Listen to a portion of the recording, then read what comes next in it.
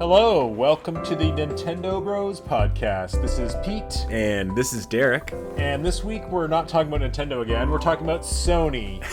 Yeah, hopefully the next podcast will have some Nintendo Direct stuff to talk about. Well, the truth is, a long while. We are the Nintendo Bros, the official, but we also play a lot of other systems, and we know a lot about the gaming industry, so we actually like to talk about all games.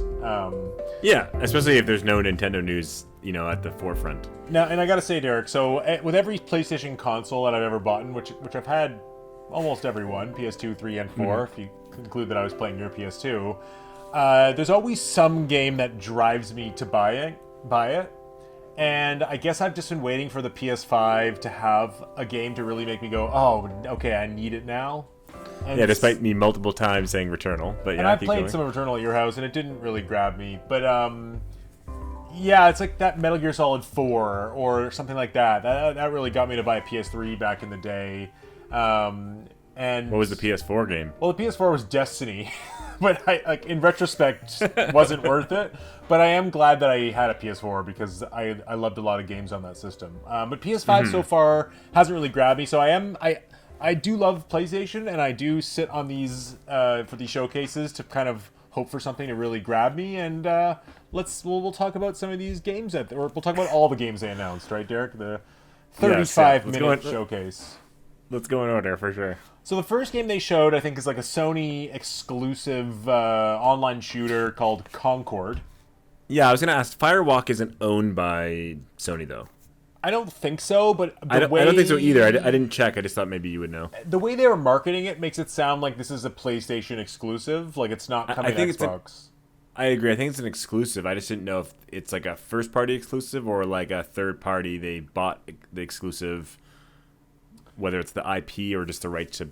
I'm just curious about what the kind of setup is. It's hard to say. They said PC and PS5, and the way they introduced it at the beginning makes it seem like Sony's putting a lot of effort behind it. So I definitely think it's Sony's project. I didn't, like kind of like looking at Helldivers. Arrowhead. They're not owned by Sony, but they put out a Sony exclusive, and the IP is actually owned by Sony. Yeah, it's gotten a little bit confusing over the years of like who owns what and who's publishing what and what will be exclusive and who knows, right? But what do you think about Concord, Derek? Because this got the biggest look of all the games. Yeah, so I'm someone that was really big into Overwatch, and this game looks, gameplay-wise, somewhat similar to Overwatch, and I also played a bit of that Guardians of the Galaxy game on the PS4, and I did not like that, and this game kind of meets in the middle. I know some people are kind of comparing it to those two games. Some people have actually talked about the gunplay looking a bit like Destiny, but for me, like, the intro cinematic, I thought it was kind of funny and entertaining, and I always like these kind of hero story, building a team. Just like story-wise, the gameplay looks okay. It didn't really do much for me. It kind of lacks that excitement and punch to me that Overwatch did give me. The other thing is, like, it sounds like it's not free because they talked about pre-orders. I was wondering that the whole time. Like, is this free to play? Is this free to play? Is this free to play? And you know what? It might actually be a game that's worth selling at a price, but the problem is the market is just so saturated with these games that are free. That I just think it's gonna have a lot of trouble kind of gaining the momentum, but who knows? I mean, Helldivers took off and is doing quite well. I think it's cool. I want to be able to play it to give it a chance. I don't think I think I enjoyed the story and the characters more than I liked the look of the gameplay. That's my kind of opinion. Interesting. Now, Derek, I'm just going to say I haven't read any of the I haven't gone online and seen any discourse on people's thoughts on this, so I don't know. I read 30 seconds of each kind of thing just to get the vibe. So I don't know how people feel. I'm just going off my own gut. So the funny thing, I almost feel the exact opposite of you. I felt the cutscene and the characters are cringed my soul out of my body. I'm so sick of smarmy aliens and robots in the Star Wars Guardians of the Galaxy ripoff. Low rent. It's the Marvel humor, right? Yeah. Yeah, it feels so low rent at this point. It feels so obvious and smarmy. And I guess I'm sitting back here saying, when are games gonna take themselves seriously? Like, can I just want to make sure I'm not saying I didn't like the the story part of it, but I didn't love it. I just want to make sure I'm clear. It's not like I was like, oh my god, the story's so good. It's more like, yeah, this seems like an okay story, and the gameplay was like, oh man, I don't really know if I want to play this kind of game. So I just want to make sure that it's clear that I'm not like jumping over the moon being like, the story's so cool here and hilarious. It's more like, oh yeah, like the story seems decent and characters seem decent, but the gameplay kind of looked weak. That's I just want to make sure that was clear. And I think clear. there's a disconnect in my mind, or something like Overwatch or the finals kind of is in this realm of like you're in a game. You know what I mean? Where this seems to really take its own universe seriously, to the point where they said they're releasing a new cutscene every week. Which it's like very much a Guardians of the Galaxy kind of which vibe. I think is cool, but at the same time, I don't get how these kind of like robbers on this adventure, stealing things, fits in with a 5v5 arena shooter when, I'm supposed to start caring about these characters when essentially like they're mixing and matching teams and killing each other. Like, I just don't quite get how this story-focused approach makes any sense in this style of gameplay. Yeah, I mean, in fairness, though, Overwatch does have a story, and some people, I mean, it doesn't seem like Overwatch ever had a story as heavy as this, but there is lore to Overwatch. There is, like, good guys and bad guys and kind of a theme that runs through the seasons. But yeah, I agree. Like, it doesn't make sense in universe for people who are your allies in one game to be your enemies in the next. What if both teams want the same, playable character? Like, is it limited where one team can't have it and one team can, Yeah, how did Overwatch handle that again? You could do different character. You could have two of the same characters, right? Yeah, on one on each team, yeah. But there are other games that were able to do something called draft pick. Like League of Legends has draft pick, where if one team picks that character, the other team cannot pick that same character. Interesting, okay. Yeah. Well, the funny thing is, opposite to what your thought was, I found the actual gameplay looked a little more fun with, like, the movement looked really fun. It looked rather polished. The gun animations and reload animations looked really cool. I totally agree with all those kind of things. Like, the movement looks fine. The kind of cool specials was cool. I found I don't know what the word is, but like the punch or the feedback of hitting someone. Like, there are games where, like, when you hit someone, it feels like you're hitting them, and there's games where it's like it feels like you're hitting a poster, and their life bar just goes down. Like a bullet sponge versus like a crunchy hit. I like the word crunch. Yeah, because hit feedback. Yeah, exactly. Yeah, I mean, to me, this is like one of those things that could be in a 30-second reel of other games, and I would blink twice, and it's like, okay, maybe when it comes out, everyone will talk about it, and I'll get into it, but it didn't do much for me. And again, like, the market is just, there's so many games, like, you even brought up, the finals. Like, even though it's not quite the same game, it's like there's already so many games that kind of do this same idea. That are free. I think, yeah, that are free, right? Like, totally. So it's like, unless they are really hoping that their story is so good that it's going to be worth it. But it's like, man, to come out later in this year when you have Overwatch 2 already making runs, like Destiny 2 is free. Like, you have, like I'm just saying, there's so many free-to-play games, forget even the genre, that I just don't know how it competes anymore. Yeah, I agree. But again, Helldivers 2 did it, but Helldivers 2 is like such a different and unique experience. Exactly. I think there's nothing else like Helldivers 2, where there's 8 other games like this. And funnily enough, as we'll go down this list, there was another game in this showcase that was very similar to it. Yeah, I think that's when we summarize our thoughts on the showcase. One of mine is just how similar a lot of games are starting to look, and it does bring me back to Helldivers, where it's like, no, Helldivers is, even from the little I've seen of it, looks like something completely unique, and that's what makes it so special. I think. I mean, how many Souls-like Japanese games do we need? How many of these MOBA arena shooters do we need with colorful Guardians of the Galaxy rip-off characters? Like, anyways. Yeah, we'll can talk about that at the end. Yeah. After that, they showed God of War Ragnarok is coming to PC this fall, which is cool. No surprise there. I mean, for those that want it, great. They unlocked frame rate, ultra-wide support. It seems like they're giving the PC the justice it deserves. I did want to touch on this, Derek, because we talked last time about Xbox and their strategy, and I think Sony has the right strategy of taking their premier titles, releasing it on the PS5, maybe the PS4 first, and then later on doing the port, so you don't lose the momentum and the excitement around it on launch day. Mm-hmm. So I think it's a good strategy. Yeah, You know, I agree. Like I think after again, especially Helldivers, I'm sure Ghost of Tsushima had decent PC sales too. They're realizing the strength of their PC market, but as we talked about in the last podcast with Xbox hurting, it's like day one is tricky. Like I think again, PlayStation has now such a solid base of console users that they could release games day one on both PC and PlayStation 5 and be totally fine.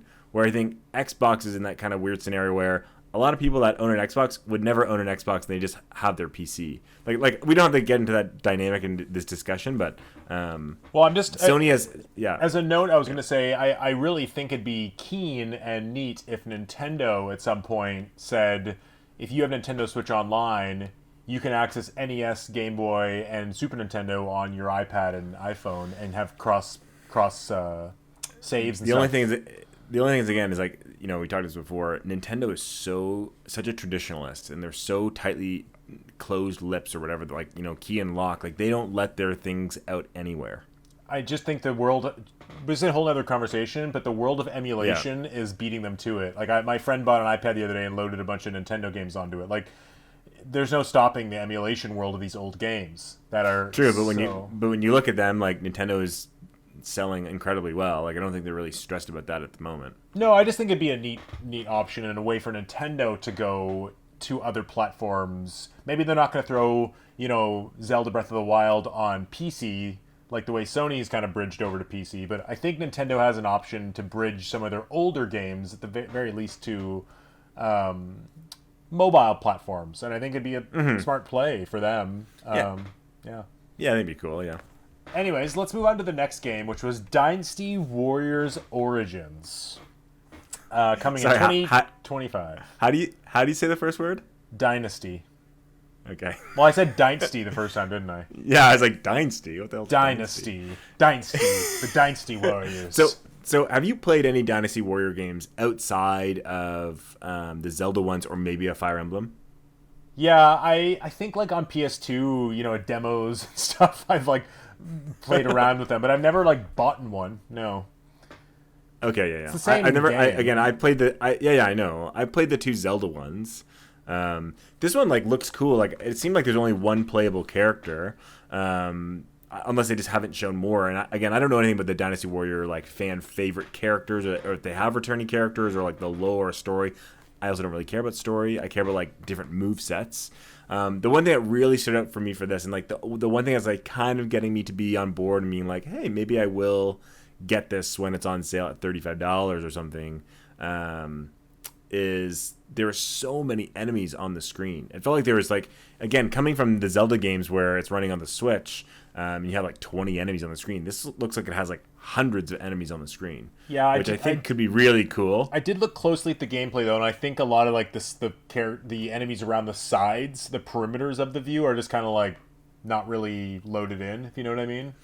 Yeah, like I totally agree. I kind of watched them like, is this gameplay, or is this like a cutscene, or is it faking what it looks like and then you actually can't engage with all those guys? Like I was just curious about how it all played, but at least piqued my interest, because if it does do that, if it does really have that many guys and you can fire like huge waves of arrows and all this kind of cool stuff, I'm a lot more interested in the game. Yeah, same. I mean, I don't have a lot of hope for that. And to me, the biggest thing that would get me interested in a Dynasty Warriors game is multiplayer. Frankly, like if they said 2-player co-op or 2-player online, and like that makes it a lot more fun to me. I'm almost surprised that they don't do that, considering they obviously have the capabilities of doing 2 players. They know how they did it in work. the Zelda ones. I don't know if they did it in the Fire Emblem. They did it in one of them. But it just in my head is like, why wouldn't they have that feature? It can't be that crazy to do it online. You know what I mean? Or even like 2v2 or 1v1, like building out that way could be really cool. Mm-hmm. But who knows? I mean, this is 2025, so it's a long way off. And Omega Force with Tecmo Koei has become a bigger and bigger developer, right? They've worked on a lot of those games, Rise of the Ronin, I believe they worked on the Neo. Like they're that support studio. So I think that they're a better developer than they used to be, or used to be kind of like, okay, a phoned-in PS2 sequel. where now like this looks like not another Dynasty Warriors. It looks like they are putting a little more oomph into it. Yeah, I was gonna say the same thing. It's like it looks like a game that they're trying to become. I don't know if mainstream is the right word, but like kind of take a more prevalent role of saying, "Hey, we're a developer. Like we can make games," as opposed to just like another AA game. It's like I think they're trying to poise themselves as another AAA Japanese studio. Well, yeah, and I mean, even a developer like From Software was releasing games for years before they really hit their kind of AAA peak. And maybe this is Dynasty Warriors moments. I'll go as far as saying this is the second most exciting game in the whole showcase for me. Okay. I'd give it top 4 probably. Okay, maybe it's top 3 depending on how another one lands for me. But anyways, let's move on to Infinity Nikki, a photography and platforming wardrobe adventure. The demo is coming this year. I don't quite know who this game is for. It looks like they're trying to target a female audience or a young audience, but I don't think games of this size and scale, hell, games with dual analog and camera controls don't seem to be a fit for young audiences or female gamers altogether. So I don't know. This game had no. Oof, I don't know if you should say that. Well, here's the thing. Young gamers and female gamers can use 2 analogs. Yeah, but I guess my point is if you're looking at something like more casual gamers, and the truth is that males are more hardcore overall in gaming. I agree. I'm just making a joke. Yeah, not to bash women. I just think if let's say a female gamer is really invested in games, why wouldn't she play a Breath of the Wild or a From Software game or Resident Evil, which they do. So this game seems to be a much more casual focused audience, and just the wardrobe and photography makes me think it's not targeted for a. Totally, but what I will actually not 100% agree with you is like a lot of anime, quote unquote weebs or anime lovers or whatever will love this game, males and females, right? Like everyone will love this game that likes clothing, that likes photography, that likes anime kind of graphics. This game looks like a really fun casual game. I think this game actually has a bigger market than you think it does. Definitely not a game for me, like I agree, but there is something cool about one. It looks really pretty. It does, and it looks like a huge world. And it's such a unique take in some ways. Like the platforming looks like basic platforming, but I couldn't tell exactly how the camera stuff worked. But if there's if it had almost like more of a Pokemon Snap kind of gameplay, as opposed to the way we take pictures on PlayStation Now, where we pause the game, we turn the camera on, and then we can take a picture. That's one thing. But if we can actually take the picture while the gameplay is still occurring, I think there's some cool ideas there. There could be some cool ideas. Yeah. Yeah, but I honestly think there's actually a bigger market for this than you think. One, I think the Japanese market will love this. Very anime heavy. I think people that love photography and clothes and like cute anime girls will love this. But here's the thing, Derek, is that Japan and PS5 are not in love. Like games don't do well on PS5 in Japan. I don't think this game is a big budget game, and I don't expect it to sell 1 million copies. But I think there will be more people that buy this game than you think there will be. Plus, I actually am not 100% sure this game's not free to play. From what I was reading, it might be a gacha game. Yeah, and I think that makes more sense. That actually might help it a lot if it's gacha for all these clothes. Then I think you'd be surprised at how many people would spend money to get this certain outfit, especially if they. I mean, I don't know what kind of developer this is, but if the outfit's got more and more lewd and revealing. I'm just saying, like, that's the kind of thing that people will spend a lot of money on. Well, I also think that, if it's a game that ends up coming to PC, Xbox, and maybe the Switch 2, maybe mobile platforms, then yeah, maybe it could find its own market. I just don't think as a PS5 showcase title, it's going to really push the needle or excite I think this is an already established IP. Like, I don't know what the other game is, but there's something. I think it's like Love Nikki or Nikki Love or something. That's an already established game. So I don't. Again, I only briefly read about this, but again, with gacha mechanics, photography, anime, I don't know. This could be bigger than. I don't think it'll be big, but I think it's bigger than you might have given it credit 4 or 5 minutes It's ago. just to me that it threw me off of the scope of the game being this big open world game with pretty graphics, and also being gameplay like very simplistic platforming and seemingly a thin target audience. So I'm just kind of like, is this budget? I don't know. It just seemed. I think 99% of the game is to take pictures of an anime girl. Yeah. Okay. Well, hey, it's just not for me at all, and so I don't relate to that type of game. Yeah.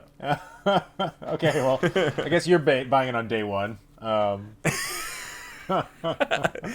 Thanks, Pete. So the next game they showed was Ballad of Antara or Antera. I'll be honest, Antara. so I can't even remember the difference between this one and one later down, the Winds one. Wasn't I'm gonna call it Where the Winds Meet DLC for Ballad of Antera?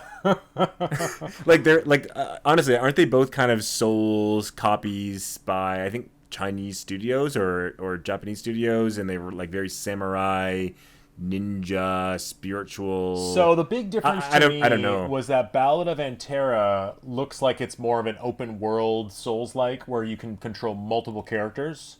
Where the winds meet looks like more like you're just in an arena fighting. There's no they didn't show any exploration, any world dwelling. Like it just was like you're in an arena 1-on-1 3D fighting. Okay, so I saw gameplay of Where Winds Meet online. So there's about 15 minutes from IGN. So I saw that, and Okay. it is very much open world where you can like jump in the sky and fly to a whole different spot. Oh, they didn't show that in the trailer. I mean, this is the first time I've No. heard of both of these games. Yeah, me too. They're kind of, you know what, like it's kind of in that Wukong category where it's like, yeah, it could be good, but it's like I don't really know, and I don't really trust the developer. I don't have anything to go off of, so it's kind of like almost Stellar Blade falls into that a little bit too, where it's like these games have potential, but how am I ever supposed to know that right now? It's like maybe when they come out, I can analyze them a bit more and see what people think about them, but it's like. I don't know, like Wukong's the same. I will right? say though, at least Stellar Blade had a very distinct and cool futuristic art style. Where to me, these both like you could intercut these clips and I would not be able to tell the difference. Yeah, I agree. Like even Wukong, I think has a unique art style, where these two are exactly. And like I think it's a little bit, we're gonna talk about this at the end. I think it's a little bit silly how these games are so similar and they put them in the same showcase. And like again, we're gonna talk about Marvel Rivals in a second, but it being so similar to Concord, it's like you'd think that Sony themselves would say, man, we really can't have two games looking so similar in our 30-minute showcase. Like It could be a contractual thing though, where it's like, hey, you're gonna give us 6 months exclusive. We're gonna pay for the Marvels. We're gonna get the exclusive Spider-Man costume. Then we need a marketing deal from XYZ. Like it could be beyond just like Sony. Curating their games lineup. Mm-hmm. But I think that the one thing that kind of, I don't know, made me think a little bit was in Ballad of Antera, weird name by the way. I mean, it's such a bargain bin name. The creature design and the animations, like the thing is, like at face value, the game does look pretty good. Like there's no. Oh, I agree. What was that game that you liked that was a Souls like a year or two ago? Liza P. Like to me, it falls into that boat where it's like it's forgettable in these types of showcases, but maybe when it comes out, it gets a little bit of traction, and I think it's just. I think Liza P had a lot more traction than this will. I think again, I'd put this closer to more like Wukong. Like I think they all look good, but you just don't know enough or see enough. Where I think Liza P actually had a lot of stuff shown, and I think they. I don't know, like yeah. It was Wulong. Oh yeah, sorry, Wulong. No.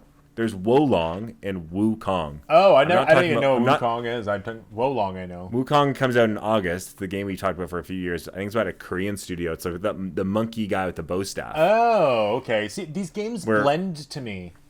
That's what I'm saying. Like, and again, we don't really have these studios are kind of this is either their first time making a game or they made mobile games or the kind of lesser known games before. So half of me watches these and is like, is this all bullshots? Like, or is this real? Or is this like actually going to be good? Or is this like they're money hatting and this game will never come out? Because there are many games like that too, where it's like they show an awesome 2-minute clip, but the game never comes out. I mean, are we just reaching a saturation point in games where they can show us this battle sequences that are huge creatures with great animation and we're just kind of like, whatever. Like, I almost like, feel like that, you know? I feel like I totally agree, and I think of the same sense as, you know, kind of the movies where we are so many blockbusters and it's so kind of formulaic where it's like I don't really as much as I want to see, you know, I don't know, the next Marvel movie, I don't really have to see the movie theater. I'll see it when I want to get around to it. Where I think it's kind of like these two. It's like I've played many Souls games and From games or whatever, and I don't really need to play these two or Lords of the Fallen or whatever. It's like I might pick one of them, and I might just wait for it to be cheap or free on Game Pass or PS Plus. Like I just think this genre is so oversaturated. That's why I think when we see games that are a little bit more interesting, like Infinity Nikki, but or more so the game at the very end of the showcase that we'll talk about. Yeah. It kind of jumps out as being like, oh man, this is something we don't often get a lot of games for these days. I'm a lot more interested. Yeah. Where it's like, oh man, like another Souls game. Like I'm playing Elden Ring DLC in 3 weeks from now. I really don't care about these. Yeah, and I mean it's just one of those things where it does feel like there's a lot of genres left on the table. And I feel like people are just chasing the top 3 best-selling genres right now. And the reason they're the top 3 best-selling genres right now is because the games that are the kings of those genres were innovative when they came out.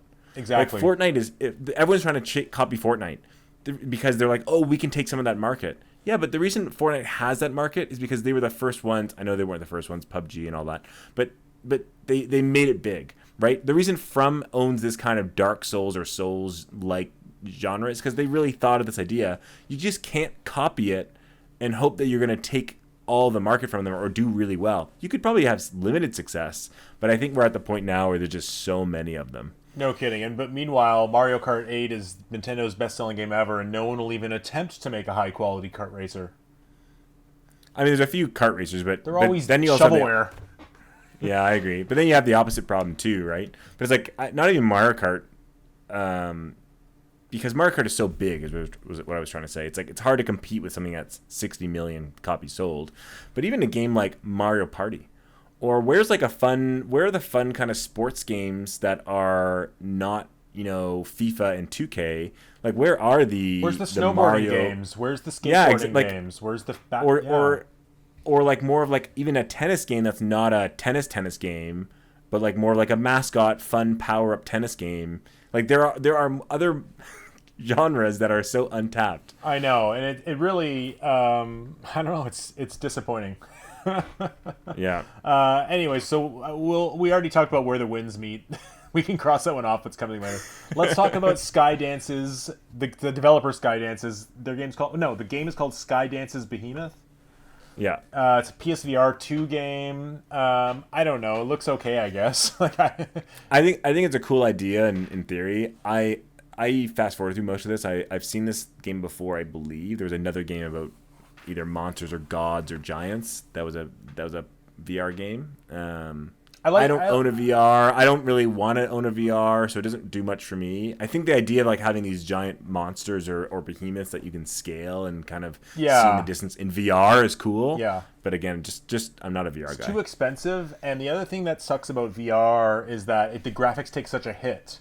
So totally, and the frame rate, right, and the choppiness. Yeah, and speaking of frame rate, Alien Rogue Incursion, which is coming what I was gonna say, coming this fall at 15 frames a second. That was my note. Yeah, looks awful. Like they showed. It looks, like technically it looks awful, but I think the game has so much potential if it's technically sound. If they even get it to being okay technically, I think VR, because I know the game Alien Isolation is like considered one of the scariest video games of all time. To play a game like that in VR, I think is so unbelievably fear-inducing. But if it's choppy frame rate, and crappy graphics, people are going to feel nauseous. They're not going to enjoy it because they're dealing with headaches more than they are being scared. But if they can nail the performance of it, if they can get it to like Half-Life Alyx kind of levels, I think Alien Rogue Incursion, if that's what it's called, it could be downright horrifying. I have no really hope because it's coming this year. You'd think they'd be able to put together a better teaser presentation if it's coming out in a few months. And their last few Alien games, I mean, they haven't been great. right? As for whatever reason, whenever they license this franchise, they somehow screw it up and they rush the developers. And it seems like Alien Isolation was kind of like an exception to the rule that these games have always been weak. And I actually thought this would be a better reveal if it was just Alien Isolation in VR. I don't know if that exists already, but I don't think officially, but well, yeah, we'll see. I guess. I mean, it's just like wow, like the frame rate is that bad in the reveal trailer. Like, what are you like? I don't know what to think about that. I mean, I'm sure even if I show that to a non-gamer, they'd be like, "This looks bad, looks choppy." Something. I think there might also be the case of though, VR is not selling as well as, especially for PlayStation. I don't think VR is just doing that well. So I think there's a point where games like Alien Rogue Incursion, the developers are going, whoa, we got to stop investing money into this because it will just not sell because the base isn't there. That's the whole issue with VR. It's like to get the people buying VR, you need those really good games. But for people to spend the money developing those really good games, you need a base of people owning VR. Sales, it's exactly. Yeah, so it's kind of like this vicious cycle that just never can figure it out. Yeah, I mean, Half-Life Alyx, I guess Valve is a billion-dollar company. They can spend as much money on a game that won't make a return. But, yeah. Yeah.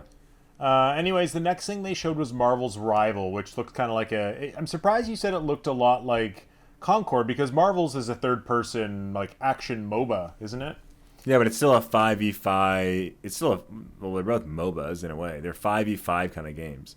Yeah, I'm surprised that this kind of game hasn't come sooner, where it's like Marvel team-up action MOBA. Like, I'm like, doesn't another MOBA exist with Marvel yet? I guess not. No, like, I don't know if this is quite considered a MOBA. I think MOBA is closer to like League of Legends and Dota, but this is a bit closer to like the Overwatch, but you're right, third party or third person. Yeah, I always liked Marvel Ultimate Alliance 1, 2, and 3. I really like those games. So this is kind of scratching that itch of like, oh man, it really is fun to play multiple heroes together. I think I'd give it a chance, but I think this actually is a free-to-play game. So I don't really know what kind of, is it annoying to unlock heroes? How does that all work? The gameplay didn't blow me away. I think there's some fun about it. Like, I would download this game and kind of play like I do the finals with you, where it's like, oh, once in a while I'd pick it up and play, but wouldn't take it too seriously. Yeah, it didn't blow me away. I mean, it just seems like the kind of game that would be on the 30-second show reel of games. You can't, though. It's Marvel. There will be a huge base that plays this game. That's the thing, is like when you really get down to it, Marvel and being able to play heroes together like this, people will play this game. A lot of people will play this game. Yeah, fans of the characters. Yeah. Well, then they showed Where Winds Meet. We already touched on that. The next thing they showed was, to be honest, I thought it was going to be an Until Dawn sequel, but it's just a port of the PS4 game. It's not it's a port, but I think it's like I don't know what the word is, remake, up-res, whatever. It's like, it is 4K graphics redone. Didn't look very good. That's what I'm going to say. Yeah, I mean, to me what's weird is like Until Dawn is a really fun game, but it's like, it's a game that I played once, and I could see sort of playing it twice or three times, but I can't imagine buying it a second time to play the same game again. It's like, you know what I mean? Like, if you got, every person that played it, in my mind, got out of it all that they wanted to the first time they bought it. I mean, it's just such a lame duck announcement for the showcase. I just like, who buys this game? And let's say even people that love it and platinumed it, and then said, yeah, I'm gonna buy the game again to do the whole story, pick your paths. They already know all the paths. They already know the whole story. I guess it's first time players is what they're aiming for. Yeah, I guess so. But the thing that I don't get is, like, can't I just play the PS4 version on PS5 now? Yeah, exactly. Exactly. So, that's my point. Like, this isn't doing. It didn't really sell me on it being an upgrade to PS5. I mean, it doesn't look great. I guess on PS4 it looked okay for the time, but this still just looks like a PS4 game, and I'm just kind of like, what is this doing in this announcement? Like, I don't know. It seems like a weird announcement for the showcase. I'm just kind of confused by it. It's just like, what? This is like a Twitter kind of announcement. Next, they showed Path of Exile 2. I thought this game was out already. No. This is on our Metacritic list, isn't it, Derek? Yeah, but it won't come out this year. Okay. I mean, it looks like Diablo with long range weapons and guns. I mean, it looks good. Do you know what? Have you ever heard of Path of Exile 1? Yeah, I've heard of it. I just haven't played it. Like, I mean, I haven't really. I played it a little bit, but Path of Exile is like absolutely a behemoth of a game. Like, it's so well liked, huge fan base, makes lots of money. People love it unbelievably. So many systems and characters and builds, and people love it. Is it more popular than Diablo though? I think so. I'm not sure. I haven't looked at the numbers, but at least players right now, like Path of Exile 2 will crush Diablo 4 in my mind. Well, I mean, I gotta say, from the little bit of Diablo 4 that we've played, seeing this bit of Path of Exile, it looked better. Oh, like Path of Exile 1 is better than Diablo 4. Yeah. Most people played Diablo 4 and then went right back to Path of Exile 1. There is some different mechanics to it. Anyways, Path of Exile 2, I'm super down to play. Like, I'm really excited. I have some friends that play Path of Exile a lot. And I didn't play it much because it was mainly on PC. I didn't realize that Path of Exile 1 is actually on PlayStation 2. So I plan to play Path of Exile 2. I believe it's free to play even. Oh, really? Okay, interesting. I'm sure it's coming to Xbox. Yeah, like... Yeah, I think there's stuff you can buy like currency, and then like you can buy some gems that speed up the process of some things. But for the most part, yeah, it's free to play. Like, okay. And most people do play free to play and enjoy the hell out of it. But this game's already been announced, right? Like, this wasn't a brand new announcement at all. No, this game has been announced for like a couple of years, and I think everyone kind of knew it was going to come to consoles because the first one is on console. But I think this is the official saying, hey, it's coming to console. And I think it also even said it's coming to early access on PlayStation as well. Yeah, early access later this year. Yeah, so that's really cool, I think. Yeah. Next, they showed Silent Hill 2. Yeah. Coming October 8th, which I believe is the big... They didn't have a date until now. So it is coming this year. What do you think, Derek? I thought it looked really bad, personally. I couldn't shake the facial animations. The graphics look mediocre. The voice acting is terrible. What's going on with that? Yeah. The gameplay was so snippet and quick, and in my mind, when games do really quick, like, oh, you see him swing the pipe and then it skips to something else, I'm like, I don't think there's a lot of substance. I think they just highlight those key moments that look cool, but if you watch like 8 minutes straight, it'd be pretty bad. And I think...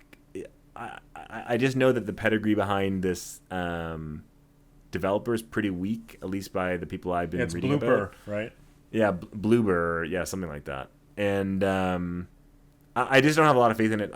I could see it just because it's riding on the coattails of a good story of Silent Hill 2, that it could do well and could be well received. I think it just looks like a low 70s kind of game. Like, it'll be fine, and then people that love Silent Hill will play it.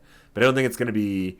It's not competing at the Resident Evil 4s or even the Resident Evil 2 or 3 remakes. Yeah, this is definitely one where you're going to get some points on the Metacritic because you guessed pretty low for it. Yeah, I can't remember what I did. 74. I guessed 80, and everyone else went like 85 plus. Oh, yeah. Yeah, I mean... It could, though. Like, some people online are going both ways. Some people say it looks terrible, and some people are saying that looks a lot better than I've seen it before. Well, that's what I said. I said it looks better than before. I said it looks okay, not amazing, but it really goes to show, like, with the Resident Evil remakes, how they put this to absolute shame, right? Yeah. And I'm just... And it also just shows you how, one, good Capcom is as a developer, and two, how much faith they have in those remakes. Like, they put a lot of time and money into like making their remakes good. And Silent Hill 2 it's not an unknown game. It's like not a crappy game they're just pulling back like Alone in the Dark they did earlier this year. Silent Hill 2 is like, it has that cachet. Yeah, like it has that respect. So I think they kind of just like did not do it justice, and I think they picked the wrong team to do it. Well, I don't know if Konami actually has like a talented internal development pool anymore. Like, Capcom is majorly talented. I get that, and if Konami wants to have a team make it, fine. Hire Capcom. But I would honestly, or a different team other than a team that has kind of done mediocre in that kind of horror genre space with The Medium. You know what I would There are, actually prefer with Silent Hill is that they just made a proper like port with, you know what I mean? Like maybe with an up-resed port of the PS2 version with yeah. maybe small upgrades, kind of like what Nintendo did on a game like the new Paper Mario, where like they've they've given it some quality of life improvements, like let you save differently, let let the load times improve, maybe make the inventory better. But just give us the same game.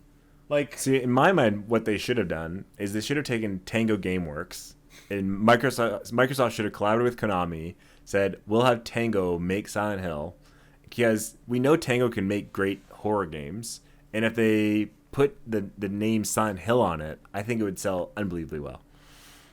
They should have done that before they closed Tango. it's a hard one though, because with a game like Silent Hill 2, with this kind of when it comes to a remake of a classic game, I'm expecting the graphics to be like absolutely next gen and impressive, like Resident Evil 2, Agreed. Resident Evil 4, and like I'm hoping Metal Gear Solid 3 is.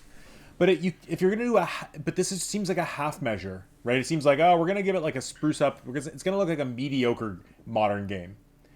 Where, yeah, like that's why I'd rather them just kind of go with a more faithful, like what they did with the Tomb Raider reboot, like something a little more. If they're not gonna go all the way and go AAA big, then just do something like faithful restoration.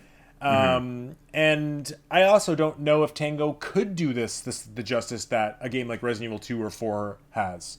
Like Tango, Evil Within, from what I played, are great because of their unique ideas, not because of their graphical amazing enhancements. I don't know. The Evil Within 2 was quite a big step above the Evil Within 1.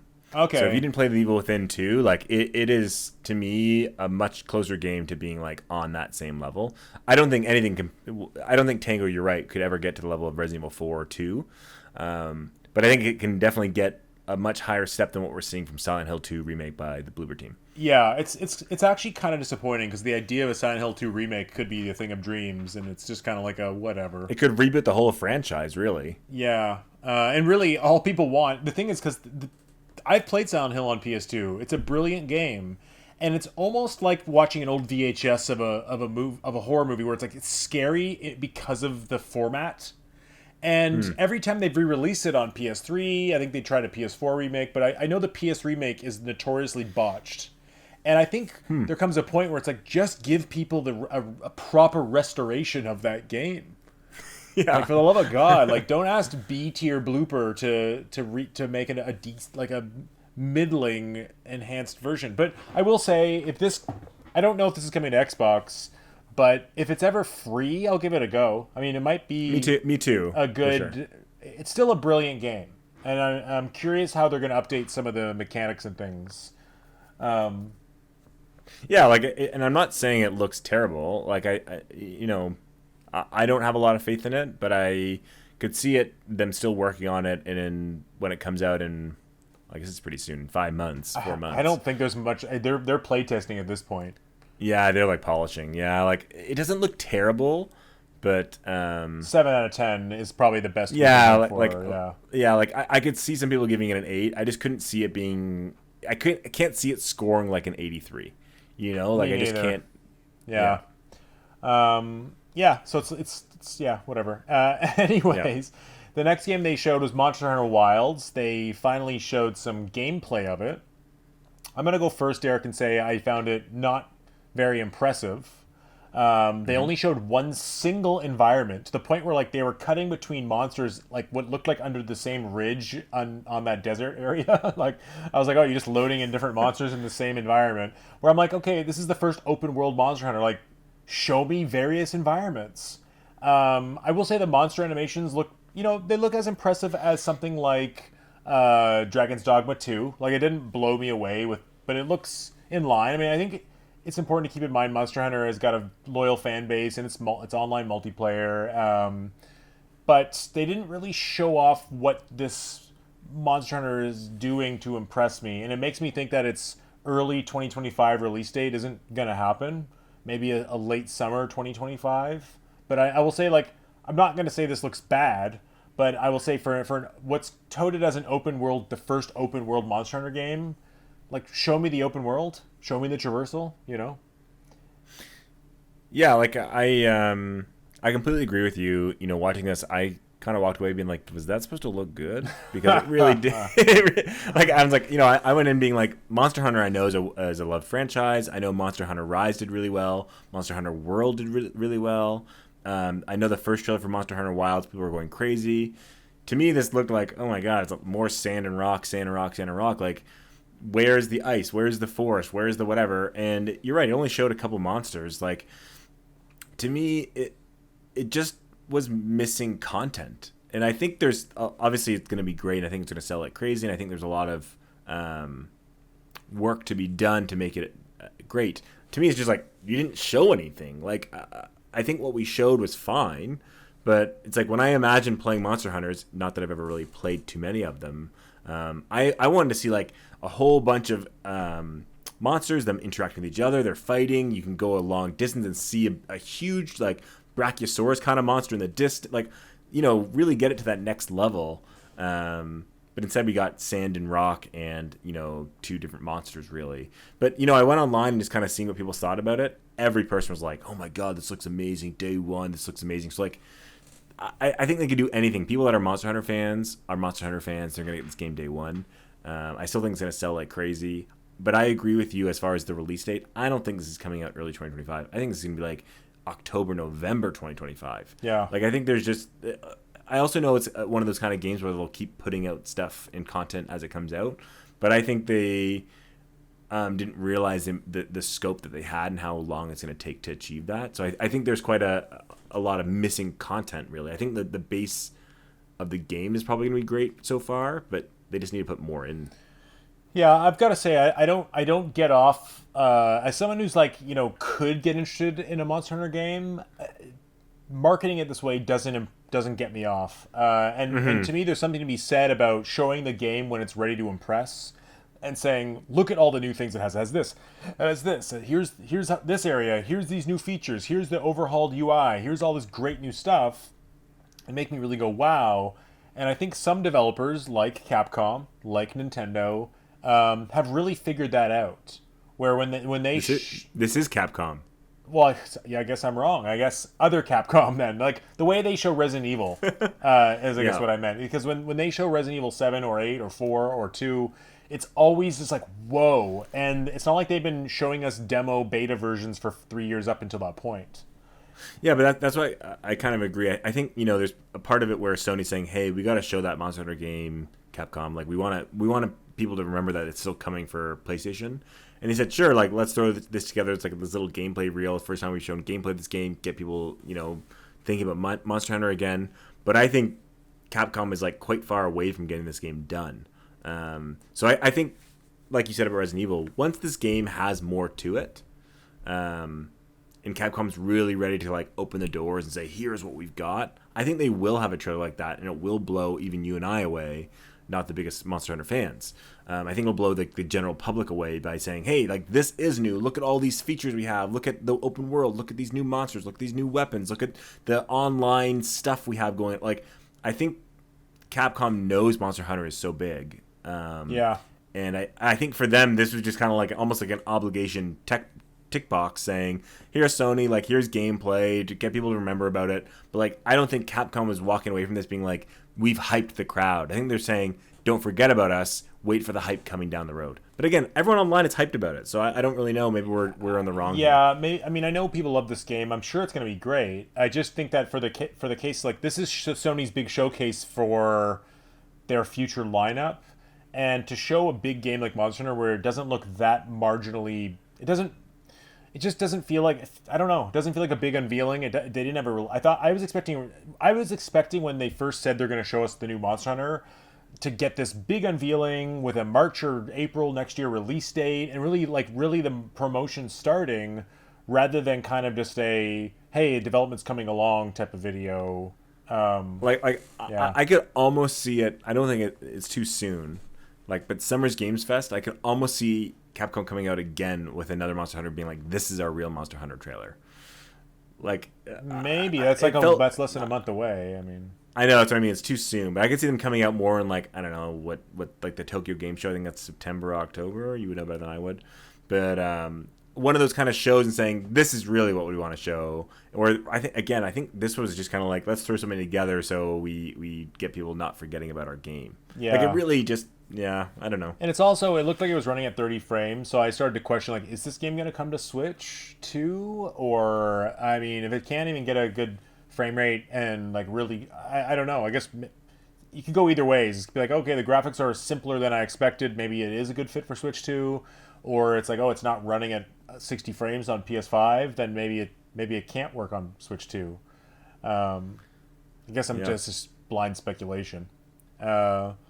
But anyways, let's talk about the final game they showed, Derek, which is Astrobot. I was expecting a subtitle, but it's just called Astrobot. 2 words. 2 words, so they have Astrobot Rescue Mission. What's the one on PS5 called? Astrobot. I don't know. Astrobot. I have no idea. I was really a little confused by that. I'm like, oh, there's not a name here, like Astrobot Galaxy. Like, you know, like I was kind of expecting some sort of. But I guess I started to think, well, is this like the... It's called Astro's Playroom. Okay, so I guess this is almost like the first Astrobot game, right? Where the other ones were tech demos. What do you think about this, Derek? To me, it was the game of the showcase. Thought it looked amazing. I watched the trailer about 3 times. Day one for me, for sure. Looks awesome, and I was reading some stuff about it, which I don't think you know about. So I'll tell you some information in a second once you hear your opinions. But yeah, looks awesome. Yeah, I agree. It's the game of the show. It looks amazing. This is the kind of game that would make me buy a PS5. I don't know if it'll push me over the edge, but it looks really good. And I love how it mixes different gameplay styles. I like the Star Fox style flight areas. It looks like it's got a good mix of like Mario Galaxy, like linear platforming. So it's not like sandbox style. It's more stage based, and it has some cool ideas like slow motion mechanics and different weapons, and it ties back to old PlayStation's other franchises. And this is the kind of game that we're missing. And I said this last time. I said we need some 3D platformers, like colorful, big, polished. And I'm so happy this is coming. To be honest, this is maybe the game I am the most excited about on all of PS5. At least upcoming, yeah, I agree that we know about. I'm actually the same. Like the biggest Sony exclusive that I'm excited about. Maybe Helldivers I would grab, looks good, but this game is so up my alley. It's like it's the number one game for me on PS5. Yeah, it's like made for you. I also think honestly this might be the game I'm most excited for in 2024. Period. It just looks really fun. So just some tidbits for you. Everyone online is like raving about this. They think it's the game of the showcase as well. There's over 70 enemies in the game. There's over 80 levels in the game. There's over 15 different power-ups, and the different like Sony past or the Sony Astrobot characters, like the God of War, like Kratos, and the Nathan Drake Astros, apparently are like more than just like they wave to you in the background. They're actually like part of the story, part of the gameplay. They give you a power up or something. Like they're actually cool in the game. Yeah, so this game looks absolutely cool. I will say I don't. That's the one thing I don't love about the approach to this game is that I like how they're using the controller and the console design in the game. That's a really cool element. But I don't love how it's tying into God of War and Nathan Drake. Like I think that's kind of cheesy. It's like I think it's cool. It's like Astrobot. The Astrobot is basically the character that's inside the PlayStation. he's running around. He's like in the PlayStation Sony world. You know what I mean? Like all the things that are PlayStation Sony are part of the universe he's in. Yeah, I think it's cool. I would rather something as high quality as the Astrobot series form its own identity and complement those, right? But I think that is its own identity. I think that's actually a really unique identity that no one really has taken on before, where it's like it almost is the system. Like it is the universe. Like it is the company. Like I think it's a really cool idea actually. I mean it's a nitpick. But I just mean like we have a lot of third party platformers that have like, you know, bats and robots and, you know, whatever. But this is kind of cool where it's like, oh, it's like the characters and environments and ships and power-ups are all like just based on Sony. Yeah. I think it's super cool. And you know it's a showcase for the controller and how the hardware is used, right? Like, you know it's going to showcase that. Like just knowing how fun Astro's Playroom was with the like haptic feedback shoulder buttons and the rumble. Yeah. Like, I can only wait to see what this is going to pull out, because they just do some really unique and kind of innovative stuff. This is the kind of game that needed to have launched with PS5, in my opinion. Well, they had Astro's Playroom launched with PS5. I know, and people love it. But it was, people still say it's one of the best games on the PlayStation. Yeah, but it's a lot shorter, right? Yeah, it's only like, I don't know, like 2 hours or something. Yeah, like this would be an epic Mario 64 style launch. Maybe not that epic. Yeah, totally. Maybe not that epic. But I think honestly Sony didn't know, right? Because their only game they had was the VR game, and then they brought out this kind of demo, learn the controller when the PlayStation 5 launched. It's already downloaded, and people loved it. And they go, hey, maybe there's something here. I think this game is going to do really, really well. And I think they're going to say Astrobot might have just become one of our other mainstay IPs, and I think they might actually become. I don't think it'll be as big as Mario, but it might actually become that kind of Mario section that that Sony's been kind of missing these days. Yeah, they don't really have that kind of cartoony character. I'm really excited about this one. Yeah. Now, Derek, just because we're running out of time a little bit here, give me your overall impression out of 10. I don't know, like a 5.5, maybe a 6. Okay, I gave it a 4 out of 10. Yeah, like mine was low too. I said it's very weak. I think I'm expecting the Xbox and Nintendo showcases to both be better than this. I think Astrobot is the saving grace because the game looks great, but literally nothing else interests me coming this year.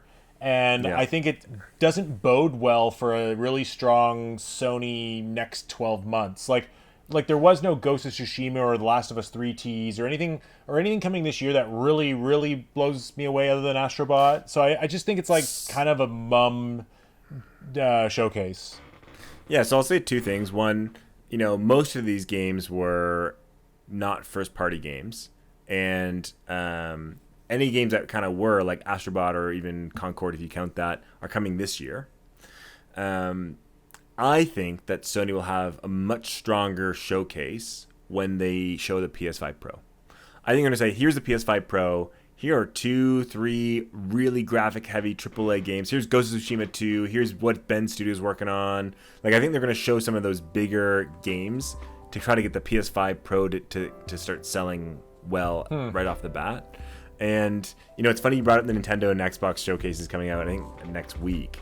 I was, we don't really know Nintendo's, but I was thinking, and I was like, you know what? I think for the first time ever, I'm the most excited for Xbox's showcase. Even though we just had a podcast about how Xbox is really floundering and struggling here, I actually think Xbox has the most one to prove, but two, actually the most games that we know about that I want to see more of. Perfect Dark, Doom, yeah. Yeah, and just see where they go with it, right? Even Indiana Jones, like I want to see more of it. And I think Nintendo, we kind of know that their output for their Direct is not going to be these big juggernauts. We might get one great game we haven't really seen, and a few Metroid ports Prime or whatever, 4 would be the most excited I'm for any game, though. True, totally. And I'm not saying there aren't going to be games that I would win the show. I just think if you go by total number of games, I think Nintendo, just because they're building up for the Switch 2, won't have a huge Direct next week or in 2 weeks from now. And I think Xbox will. I think Xbox is like trying to hammer out the gun saying boom, boom, boom, boom, boom, boom. Even though I think a lot of them will end up be coming to PlayStation or Switch 2 anyways. Yeah.